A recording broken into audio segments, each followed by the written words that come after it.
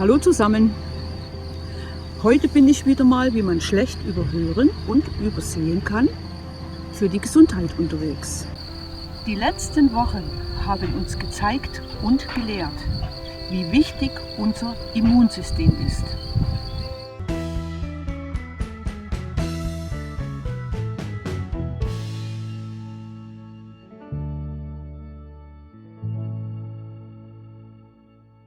Schwedenkräuter. Manche werden es kennen und manche haben vielleicht auch schon davon gehört. Seit über 400 Jahren haben sie sich schon als Heilmittel bewährt.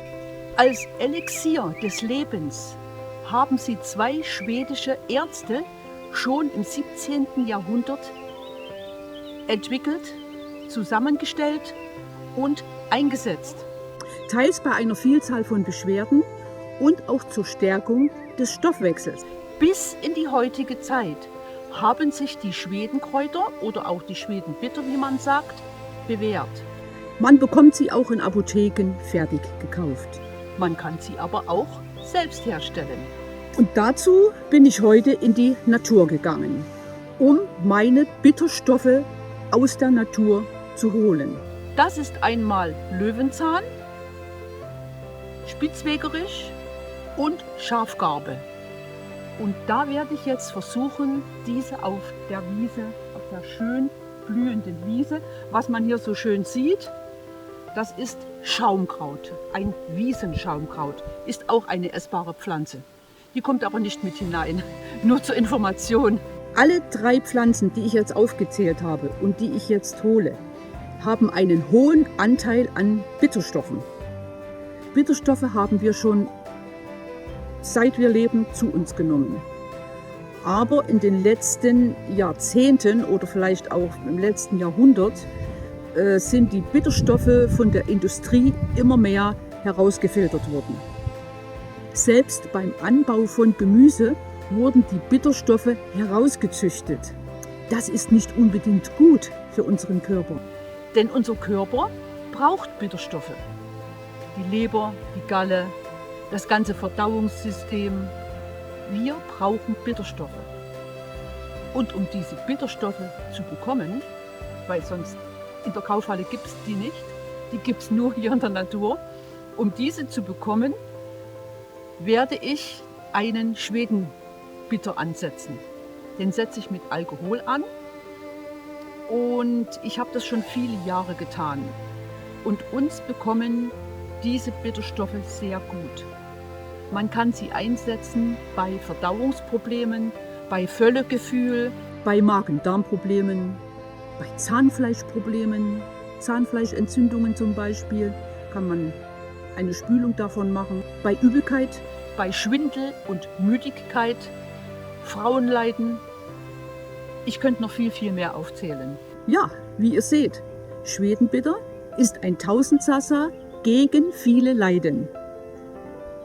Und was mir am allerwichtigsten ist bei der ganzen Sache, das ist, wir stärken unser Immunsystem. Denn das ist im Augenblick so sehr wichtig. Und was uns in Zukunft erwartet, wissen wir nicht. Besser, wir haben ein gestärktes Immunsystem. Das ist meine Meinung. Ich nehme jeden Tag, früh morgens und am Abend vor dem Schlafengehen, einen Teelöffel Schwedenbitter. Es gibt aber auch noch einen schönen Spruch, der auch schon bekannt ist. Ich habe ihn schon des Öfteren gehört, aber der ist so schön, den muss ich euch jetzt sagen. Was bitter im Mund, dem Magen und dem Körper gesund. So, und jetzt gehen wir mal Kräuter sammeln.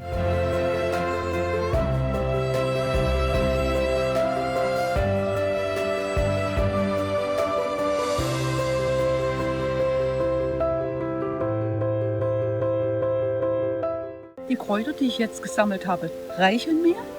Ich gehe nach Hause und setze meinen Schwedenbitter an. Bis dann in meiner Küche. So, jetzt bin ich wieder zu Hause angekommen und nun geht's an die Verarbeitung. Ich habe auch eine Knoblauchsrauke mitgebracht. Das zeige ich euch jetzt mal. Das ist auch eine wunderschöne Wildpflanze. Die kann man gut in Salaten verarbeiten. Die Blätter stehen sich nicht gegenüber. Sie haben eine herzförmige Form unten und sind breit und oben laufen die Blätter eher spitz zu. Die Blüten haben 4 weiße Blütenblätter. Sie schmeckt sehr würzig und gut, wie ich schon sagte, in Salaten zu verwenden. Die Knoblauchsrauke. Hier ist meine ganze Ausbeute, mehr brauche ich nicht. Und das sind die Blüten des Spitzwegerichs. So sieht es aus und die schmecken hervorragend und die könnt ihr auch gut in Salaten mit einarbeiten. Als erstes werde ich die Kräuter waschen und dann etwas trocken schleudern. Was ich euch jetzt noch sagen möchte: Wer keine Lust hat, keine Zeit hat oder wer nicht wildkräuterkundig ist und Angst hat, das Falsche zu erwischen, der holt sich aus der Apotheke ganz einfach eine Wildkräutermischung von Maria Treben. Die Apotheken haben die immer da.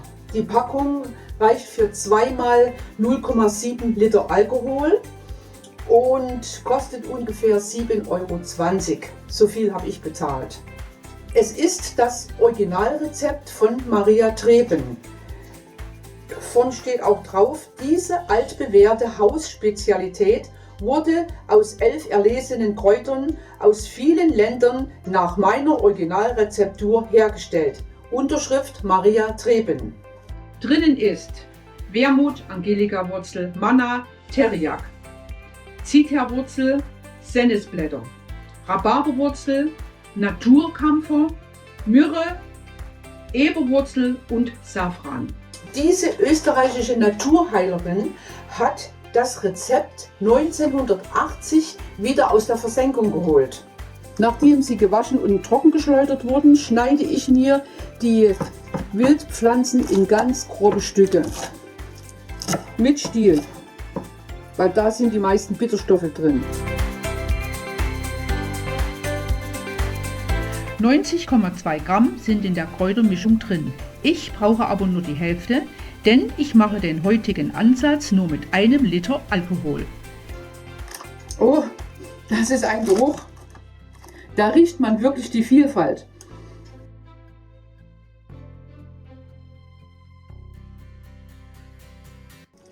Also wie gesagt, ihr braucht nicht unbedingt in den Wald zu gehen. Ihr könnt auch diese Kräutermischung von Maria Treben verwenden. Ganz einfach aus der Apotheke. Und nicht vergessen, das Gefäß zu sterilisieren.